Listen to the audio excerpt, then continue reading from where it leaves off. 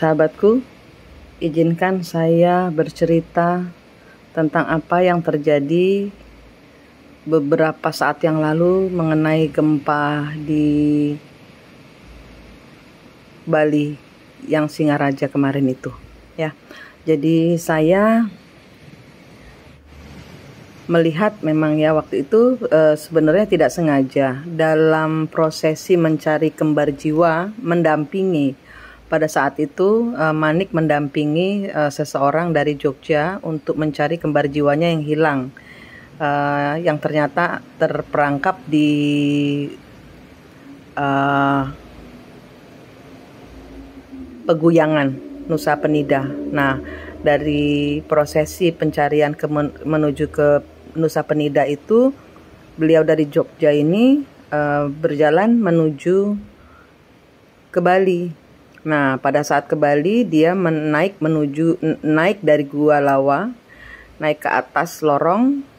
Dia kemudian menuju ke puncak kawah Gunung Agung, ya. Terus kemudian di sana dia tidak melihat apa-apa selain memang perjalanannya harus naik dulu mungkin ya, untuk meminta izin kepada sesepuh di Gunung Agung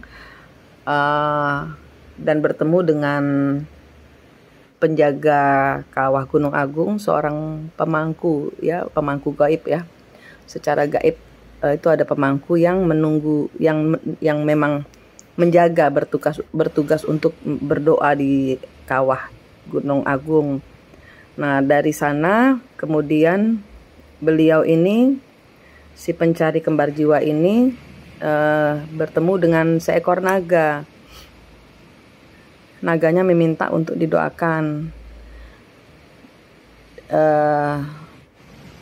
Naga itu mengatakan, saya suruh bapak ini bertanya, dia bilang katanya bernama Anggana. Kemudian dan bapak ini berdoa buat naga itu karena memang tujuannya mintanya untuk berdoa. Nah, kami tidak tahu bahwa pada saat itu doa itu ternyata melepaskan melepaskan naga ini dari kerangkengnya. Jadi dia ternyata setelah gempa, kemudian ada gempa ya, makanya saya kemudian waduh, ini ada yang nggak beres dengan peristiwa semalam, karena besoknya nggak lama dari kami berdoa itu untuk naga ini tidak berdoa apa-apa, karena waktu itu kami tidak berniat untuk melepaskan, tidak tahu pula bahwa naga ini sedang dalam masa hukuman.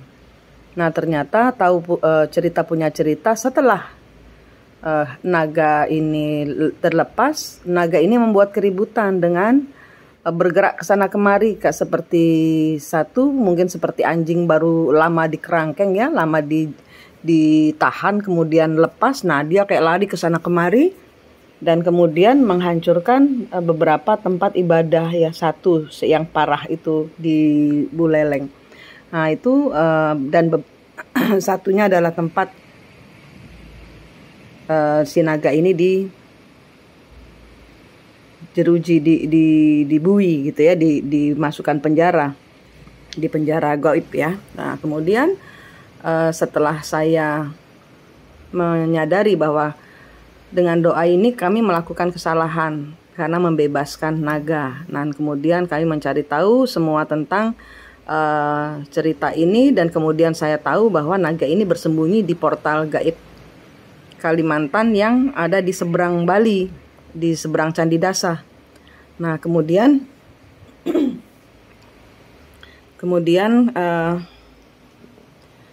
saya melakukan, didampingi oleh pemangku dari daerah tempat saya berasal di Gianyar. Saya bertempat tinggal karena saya bukan agama Hindu, jadi saya mohon karena Bali adalah terah Hindu ya, jadi memang harusnya seperti itu. Jadi saya mengikuti bapak ini untuk melakukan prosesi pemberian pejati atau mohon keselamatan, karena berdoalah ya, ibarat kata untuk yang di Bali untuk yang naga di sini sambil mengikuti ini naga siapa, naga di mana, terus ngapain. Nah, kemudian saya mengetahui bahwa ini adalah naga Anggana milik Kalimantan. Ya, jadi satu persatu saya telusuri garis-garisnya. Naga ini, kemudian sudah diambil pulang oleh leluhur goib ya dari Kalimantan, sudah diambil dan sudah berada di sana aman. Dan kemudian ada satu cerita lagi ternyata di sini. Ternyata saya tahu bahwa Anggana itu setelah saya menyerahkan ya kayak berdoa semoga tidak ada kerusakan lagi, yang tidak ada pertengkaran, tidak ada keributan, tidak ada lagi pertengkaran di dunia 5 dimensi yang menyebabkan manusia ini celaka dengan adanya gempa yang aneh. Ini kemudian saya tahu dari cerita Kalimantan bahwa naga itu di sana ada banyak, ada 5. Yang saya tahu ini ada 5, termasuk di dalamnya adalah naga Anggana dan Anggini. Anggani apa Anggini gitu ya, anggaplah Anggani ya, maaf kalau saya salah berbicara, tapi yang akhirannya itu na dan ni gitu ya. 2 naga ini yang ternyata keluar dari sana, dari tempatnya dia berada, dan kemudian ngapain di Bali kan gitu ya. Istilahnya ada semacam pertanyaan, kenapa ada naga Kalimantan kemudian ada di Bali. Dan kemudian di Bali ada satu masih tersisa ternyata setelah dari Anggana itu, dan Anggani ini yang memang minta keluar. Dia berusaha mengecoh banyak manusia untuk tolong lepaskan saya secara dia kesana kemari masih bisa berbicara tapi tidak bisa melepaskan diri, dan ini harus dibantu oleh manusia untuk dia melepaskan diri, semacam kayak kemarin dari orang yang saya dampingi untuk mencari kembar jiwanya yang sudah ketemu akhirnya di Peguyangan, dan itu bukan karena ditahan atau ditumbal atau gitu, kemudian itu hanya karena kesalahan sendiri ibarat kata gitu ya. Dan kemudian ternyata masih ada tersisa nih naga Anggani. Nah, ini yang kemudian terjadi semacam kayak berkumpullah di Bali.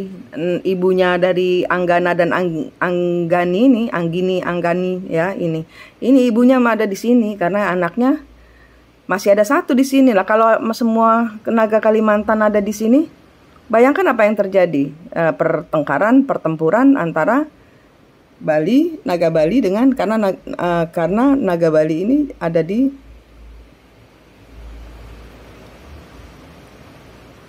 salah satu tempat, saya nggak bisa bilang salah satu tempat di Bali yang sedang bertapa, belum bangun gitu loh. Nah, kemudian saya ketahui ternyata naga Anggana itu kemarin yang di kurung itu, yang terlepas itu mencari makan di Bali. Kenapa dia di penjara? Karena dia lapar gitu loh. Jadi ibarat kata, saya lapar Manik, dia bilang, nama saya Manik, saya lapar Manik. Jadi tidak ada yang kasih makan. Jadi ibarat kata dia terusir dari tempatnya. Nah, baru saya ketahui bahwa dia bertempat ada satu tempat bernama di Muara Mahakam gitu loh, di Muara Mahakam. Jadi dia berasal dari Anggana-Anggani ini berasal di sana, dan kemudian karena tempatnya itu dia terusir, intinya gitu. Ada semacam hal yang biasa dilakukan orang sana tidak dilakukan lagi, dan ini naga lapar. Ya tahu sendiri ya kalau di Bali itu kami menghormati bahwa semua entitas dalam hidup ini itu ada porsinya masing-masing dan tidak begitu saja dilenyapkan ya dengan status ini musyrik tidak sesuai agama, tidak. Di Bali ini seperti itu. Nah, masih menghormati. Nah, sedangkan di sini sesaji banyak sekali. Ya itu. Akhirnya naga Kalimantan ini mencari makan di Bali dan tertangkap karena mencuri persembahan untuk para dewa. Seperti itu. Mau percaya mau tidak, saya tidak tidak urus, saya cuma cerita. Ya, saya cuma cerita apa yang saya ketahui. Jadi memang banyak pemahaman kalau di agama memang tidak ada, tapi saya pun di agama saya tidak ada. Saya diajari seperti ini, tapi itu yang saya lihat dan saya berinteraksi dengan naga. Gitu. Karena prosesi pembebasan saya tahu dan saya lakukan, sehingga naga kembali pulang dengan banyak bekal saya kasih berkat bantuan para donatur yang memberikan saya sejumlah uang ya untuk memberi pejati dan membekali mereka untuk makanan. Nah, kemudian ibunya nyampe ke sini. Hari ini masih ada ibunya gitu loh, untuk menunggu karena masih ada naga. Dia harus menanti naga besuki ini bangun. Nah, padahal kalau naga besuki bangun, maka akan terjadi ya semacam, saya nggak mau bilang bahwa ada terjadi perang gitu atau perang naga gitu, enggak. Saya hanya bilang pasti akan terjadi judgement ya, penghakiman lah gitu loh ya. Ada pengadilan gitu, pengadilan alam gitu loh ya. Padahal di sini sudah ada ibunya. Bayangkan terjadi kalau ibunya ya ibarat kata ya memohon maaf kan anaknya mencuri. Tapi kalau di dunia kita secara 3 dimensi kita manusia, itu kan kita sudah tahu maling ayam dan koruptor hukumannya sama. Gitu. Jadi ibarat kata ini saya memohon kepada saudara-saudaraku yang terkasih di para pelaku detox yang sudah ketemu kembar jiwanya untuk melihat apakah cerita saya ini benar. Yang sudah bertemu kembar jiwanya, kan saya sudah ajari ya cara bertemu kembar jiwa. Oke. Anda bisa bertanya, apakah saya benar? Apakah saya ngedabrus ngomongnya atau bohong ngomongnya? Nah, terlepas dari saya bohong atau tidak, saya memohon kepada semua pelaku detox yang sudah atau yang belum bertemu kembar jiwa, saya mohon berdoa untuk semua leluhur Bali, semua leluhur Kalimantan, semua leluhur Sulawesi, semua leluhur Jawa, semua leluhur di seluruh Indonesia. Bayangkan kalian membawa nasi kuning, naikkan ke dalam matahari untuk makan besar seluruh leluhur. Udah, cuman itu aja. Mau dipercaya mau enggak, tapi itu akan sangat membantu untuk tercapainya perdamaian di dunia 5 dimensi. Baik itu untuk naga yang berseteru di kisaran dengan ikan dungdung, baik itu untuk para naga yang sedang berseteru, baik itu buaya yang bertengkar dengan hiu, atau buaya yang tersingkirkan di tempatnya dia, di mana dia di lokasi itu memang mendapat mandat untuk menjaga, tapi karena ketidaktahuan manusia, mereka penjaga-penjaga bumi sebenarnya memang mereka diutus oleh semesta yang kita nggak tahu, sehingga kita menganggap mereka itu musyrik. Padahal dalam dunia 5 dimensi mereka itu menjaga dan mereka mendapat mandat. Tapi karena ketidaktahuan dan kesombongan manusia, mereka terusir di tempatnya. Gitu. Jadi saya tidak ingin dibenarkan, saya tidak ingin Anda percaya. Silahkan tanya ke kembar jiwa kalian,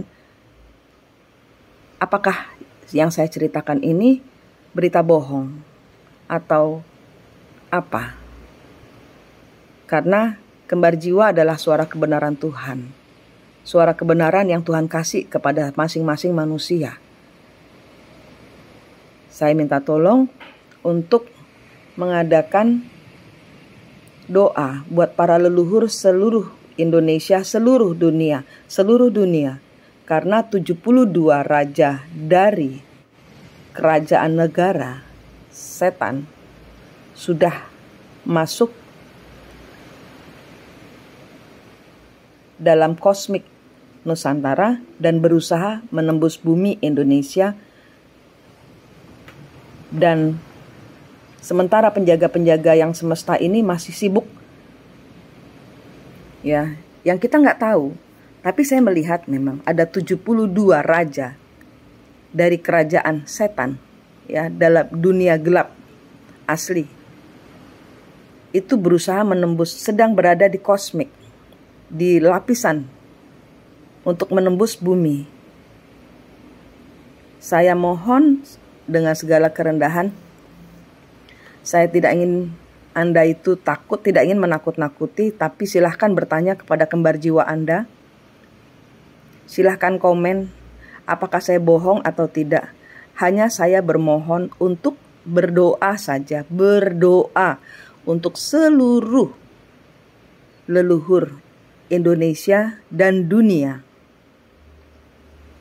Supaya, karena ini akan kembali mengulang kembali siklus mereka yang terjadi pertengkaran di zaman saya tidak tahu kapan.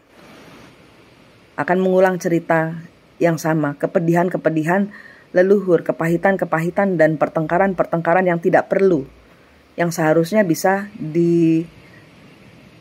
biasanya karena kesombongan karena melanggar batas atau apapun juga, dan karena ada bisikan-bisikan licik untuk mereka meninggalkan tempat. Karena mereka menjadi penjaga semesta. Jadi sekali lagi saya mohon untuk meluangkan waktu sampai dengan tanggal 11 detik di mana saya berbicara. Anda mendengar saya berbicara, langsung ambil posisi detox, ya, ambil masuk diri Anda dalam lingkaran suci, ya, sinar matahari. Ambil di kanan kiri, lihat matahari itu bundar, pegang kanan kirinya lingkaran matahari, minta izin Allah untuk melindungi diri Anda dengan lingkaran matahari itu. Ambil nafas, tahan, masuk ke dalam lingkaran itu, hembuskan. Dan kemudian syahadat. Saya hanya minta syahadat di tiap-tiap agama masing-masing. Di dalam doa Anda ada syahadatnya. Dalam agama kalian yang sudah diajarkan oleh guru agama Anda. Ya, saya hanya minta Anda syahadat dan kemudian mendoakan leluhur Indonesia dan dunia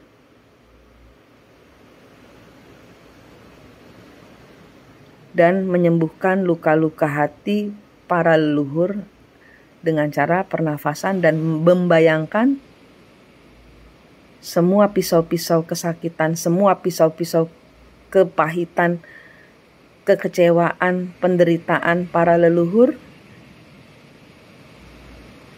Dengan nafas Anda bisa dapat Anda tangkap dan Anda kembalikan dalam peleburan dosa atau kecewa atau kepahitan di matahari, biar menjadi urusan para malaikat, biar menjadi urusan Allah. Karena kita tidak bisa melakukan apa-apa yang kita tidak tahu.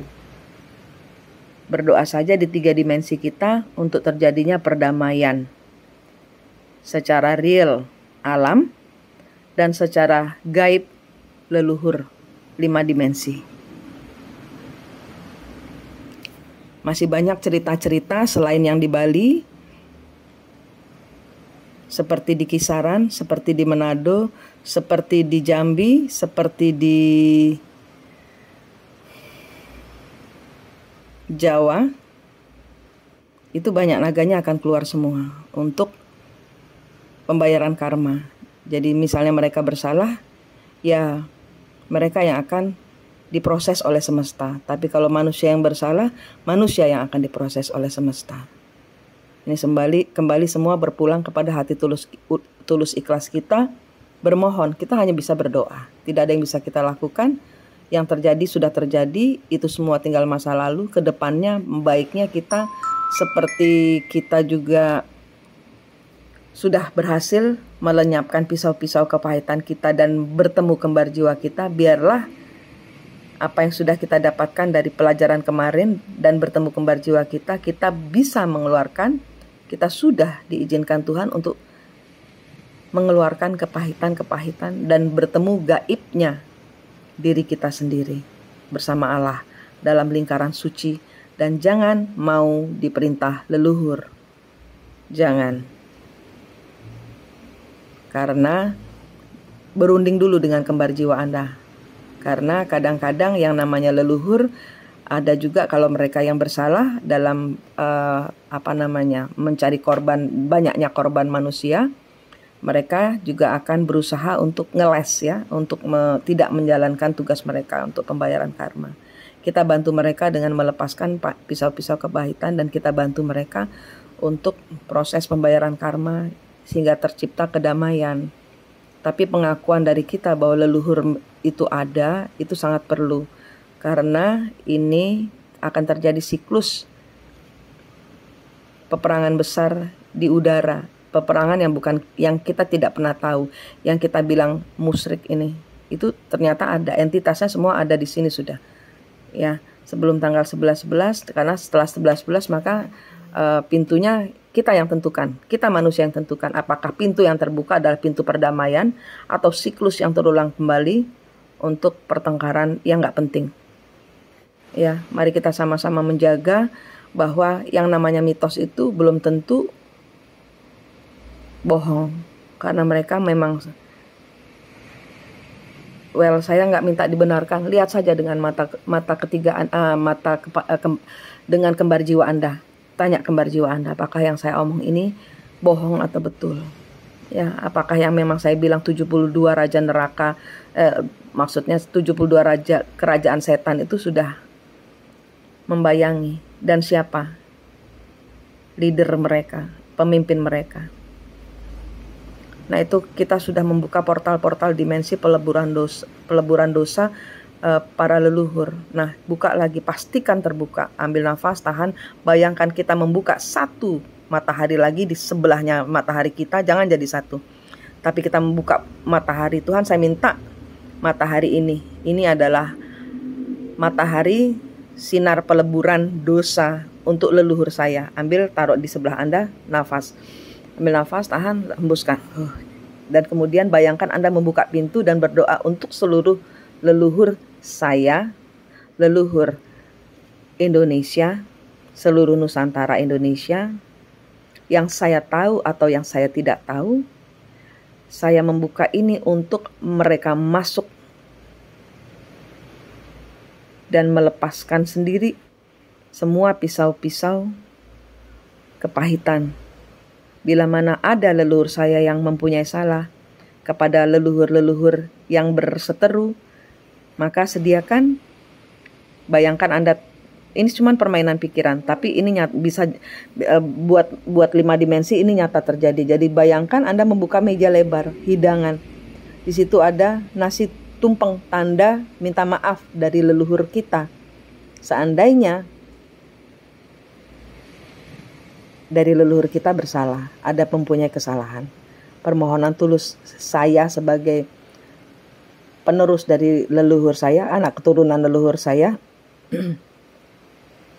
ini saya permohonan maaf saya, dan sediakan keranjang agar mereka mencabut pisau-pisau mereka, pisau-pisau kepahitan mereka. Bayangkan ada keranjang, biar mereka menaruh di keranjang itu, dan nanti bayangkan keranjang itu setelah Anda selesai sekitar biarkan saja nanti tanggal 11 ya, pada saat Anda mendengar, Anda membuka portal, biarkan terbuka, dan pada saat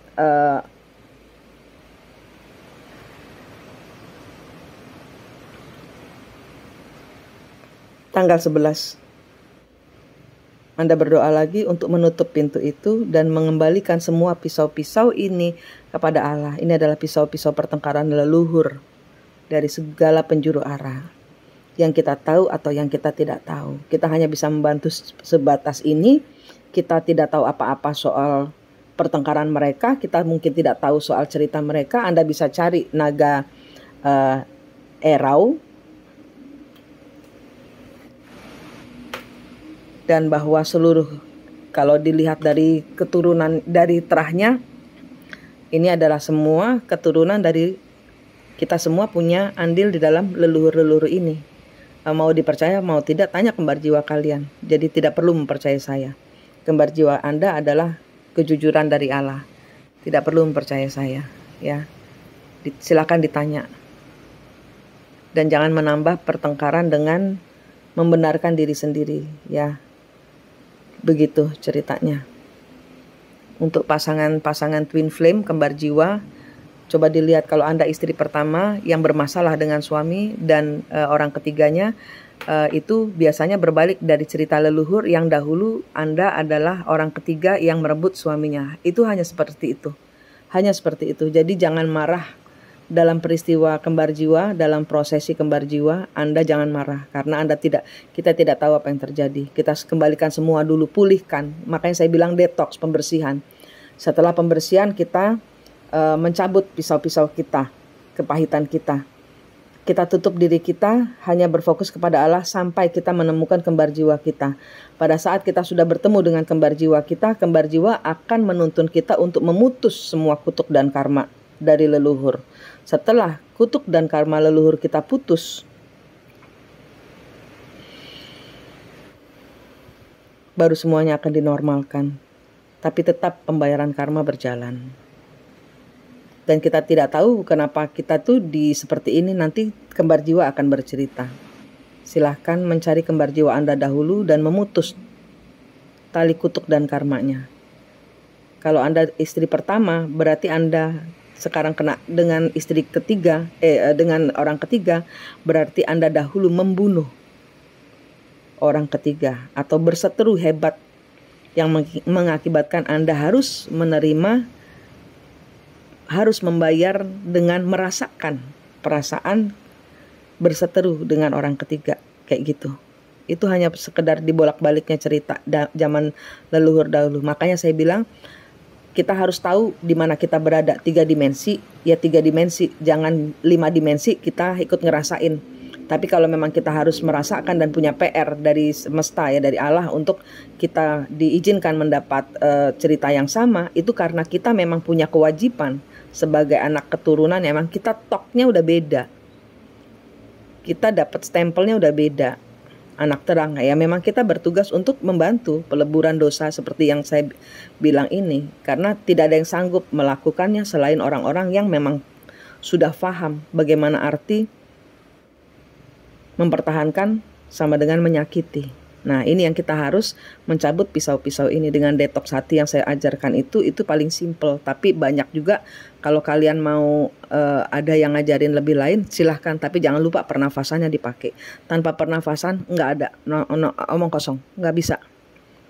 Gitu, tanpa pernafasan, ambil nafas, tahan, pembersihan energi yang selalu saya bilang, clearing energi, buang yang negatif, tarik yang positif, itu clearing energi. Itu sesimpel-simpelnya saya sudah ngajarkan. Kalau kalian pakai yang lain, metodenya pakai yang lain, tapi minta ajar saya kenapa kembar jiwa saya belum ketemu, ya jangan ke saya sama sekali, ya kan? Itu fairnya, supaya saya nggak repot. Gitu. Dari awal saya udah ngajarin detox, silahkan diperhatikan lagi, detox lagi hari ini. Ini peperangan besar di langit yang tidak kelihatan, tapi kalian rasakan gerahnya luar biasa, gerah sekali, sumuk, panasnya aneh. Hujan pun aneh, petir dan halilintar pun aneh. Ya, itulah yang tidak kelihatan, yang sebenarnya ada tapi tiada, yang tiada tapi ada. Itu leluhur kita sedang berupaya seperti naga erau yang sedang berusaha menyelamatkan salah satu anaknya juga. Nah, bayangkan kalau nanti akan terjadi peperangan dari naga erau dengan naga besuki yang belum bangun ini, gitu. Kita hanya bisa berdoa, panjatkan doa terus, karena hanya doa yang kita punya. Dan saya ingin Anda semua menggelontorkan energi damai ke bumi. Ambil nafas, tahan, bayangkan tangan Anda terulur ke langit. Tuhan, ini tangan saya jamah dengan kasih-Mu yang luar biasa, supaya saya bisa menggelontorkan energi kasih dan tenang dan perdamaian, mendinginkan segala suasana yang panas, sehingga semua bisa memakai, baik 5 dimensi, 3 dimensi, semua bisa memakai akal sehat lebih ekstra lagi, karena ini peperangan besar sedang terjadi. Saya berterima kasih bagi yang percaya, yang tidak percaya tidak apa-apa. Silahkan tanya ke kembar jiwa kalian, silahkan beri komen apa yang kembar jiwa Anda katakan tentang apa yang saya ucapkan. Apakah saya bohong atau tidak? Saya cuma bermohon untuk menggelontorkan doa untuk para leluhur. Sedikit dan banyaknya saya mengucapkan terima kasih. Mari kita sama-sama damai ya. Biar konten ini menjadi konten yang damai, karena memang saya ingin semua terjadi alaminya kita yang memang cinta damai ya, tulusnya. Jadi kembali ke dasarnya kita yang dilahirkan baik. Biarlah kita semua menjadi baik tanpa kita mendakwah bahwa itu adalah musyrik atau tidak, karena saat ini saya tidak butuh itu semua. Sorry, saya keselak. Saya tidak butuh itu semua. Saya hanya butuh doa Anda, perdamaian Anda. Negatif thinkingnya dibuang, positif thinkingnya dipakai terus. Kalau memang saya bilang saya butuh pertolongan, berarti saya memang butuh pertolongan. Ya, terima kasih sudah saling membantu. Mari kita membantu dan sama-sama menggelontorkan energi positif. Terima kasih atas segala dukungan, support, dan kepercayaan Anda kepada para leluhur. Manik di sini dari Mistik Mustika dan Cakra Nuswantoro. Salam